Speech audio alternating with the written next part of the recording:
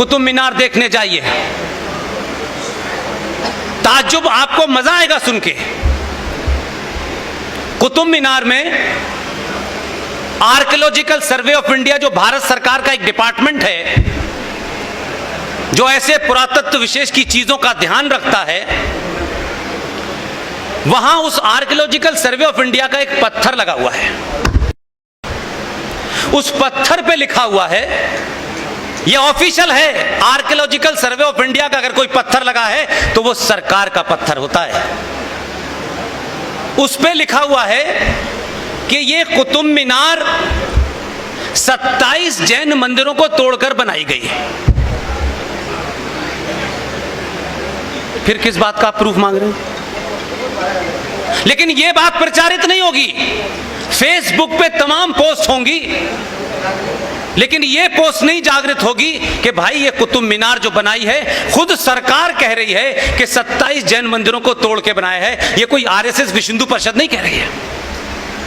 आप बात बीच में तो लाइए, लोगों को बताइए, तो हम नहीं बताते हैं। इसलिए हम एक एक मुकदमा, अब हमारा मुकदमा काशी में चलेगा, फिर मथुरा में चलेगा।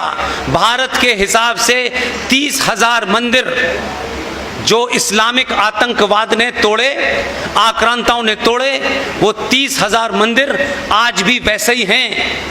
लेकिन मेरी चिंता 1990 से लेकर के अब तक की है, जो मैं आपके सामने रख के अपनी बात समाप्त करना चाहता हूं। आप 2-3 चीजों से बाहर हो जाइए।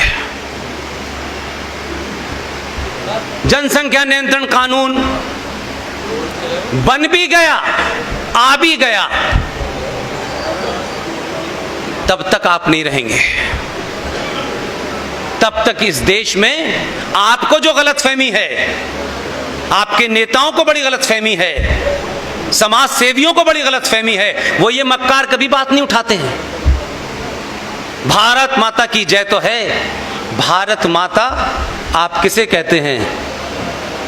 ये जो भारत का मैप है, भारत में राज्य हैं, ये तमाम इसी को तो भारत माता कहते हैं, जो भारत का टुकड़ा है, जिसको आप देश कहते हैं। जिंदल साहब, भारत माता का नारा लगाने से भारत माता कभी ताकतवर नहीं होने वाली। इसमें लगी हुई बीमारी को, वो कितनी भी बुरी हो, कितनी भी सख्त हो, आपको चिल्ला के कहना पड़ेगा। भारत देश आपके पास नहीं है। आप अब भारत में 20 राज्यों में रह गए हैं, 9 राज्यों में आप ऑफिशियली अल्पसंख्यक हैं। मात्र 20 राज्य आपके पास रह गए हैं। जल्दी केरल उसमें 10वां जुड़ने वाला है। और आपका मानसिक दिवालियापन देखिए समाज का, हमारे बुजुर्गों का, हिंदुत्व के ठेकेदारों का। वो क्या कह रहे हैं? कश्मीर, पंजाब, मिजोरम, मणिपुर, नागालैंड, अरुणाचल, लक्षद्वीप, वो क्या कह रहे हैं? कमाल के लोग हैं भाई। वो ये कह रहे हैं कि जिन राज्यों में सनातनी हिंदू माइनॉरिटी में है, अल्पसंख्यक है, हमें यहां पर अल्पसंख्यक का दर्जा दे दो।